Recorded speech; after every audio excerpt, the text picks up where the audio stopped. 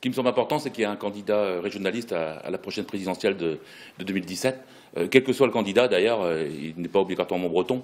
Mais ce qui est important, c'est que nous ayons possibilité d'avoir voix au chapitre et que les idées régionalistes soient entendues dans un pays, d'un État central, qui est la France, qui est tenu par un carcan jacobin qu'il faut à tout prix briser. Il y a beaucoup de demandes de régions aujourd'hui qui elles-mêmes sont confrontées à leurs propres difficultés et qui ont envie justement aussi de se transcender.